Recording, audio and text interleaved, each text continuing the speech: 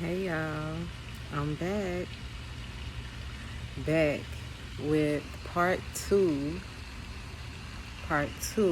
and that is the episode for It's God's Will. Let me tell y'all, it is a beautiful day. I don't know where you are, but where I'm at, it's a beautiful day. I have a great view, you know, and I use it to my advantage.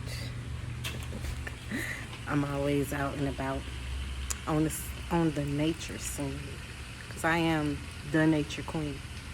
Yes, a lot of people want to know probably where I get that name from.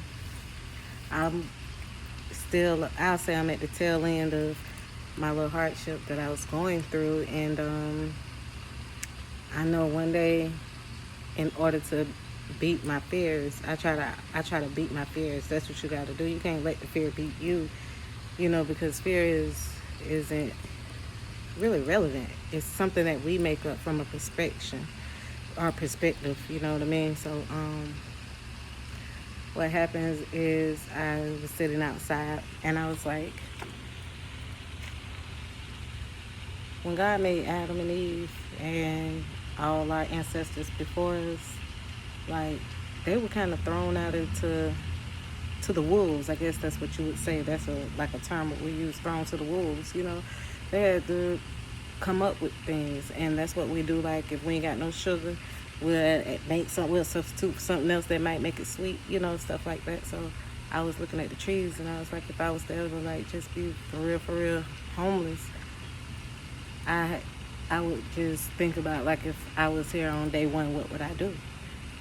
Like I start with the tree, I try to make shelter, things of that sort, things of that nature.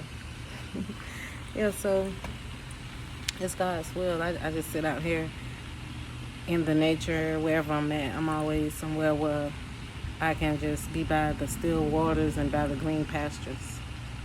And God never forsake me, and that's why I guess when we're going through things, they say it's best to get by, some water, and we take that for granted. It don't have to be the beach. It could be a shower. It can be like a little lake pond like I use, because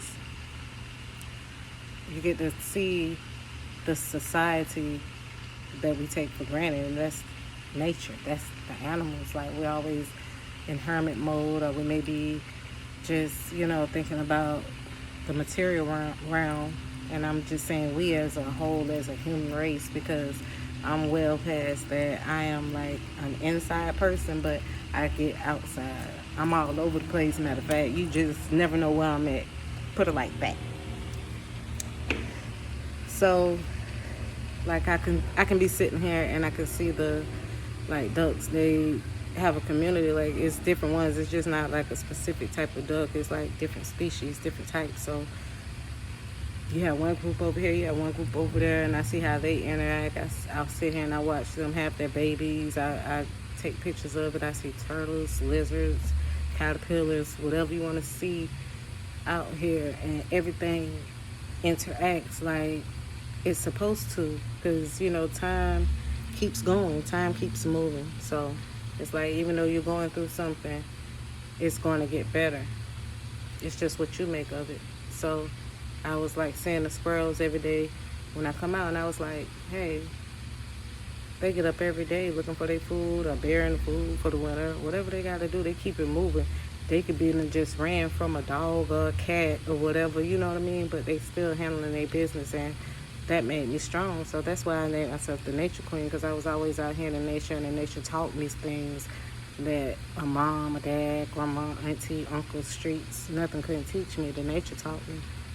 So I named myself the Nature Queen because I always seem to be in the right place at the right time, capturing like different types of things. And like I said earlier, I'm in the tail end of my hardship, but it's not that I do it on purpose that nobody knows. It's just that I care. I care. And I'm going to leave it like that. I care. So it's my problem, my situation. My God, I already know the rules. This is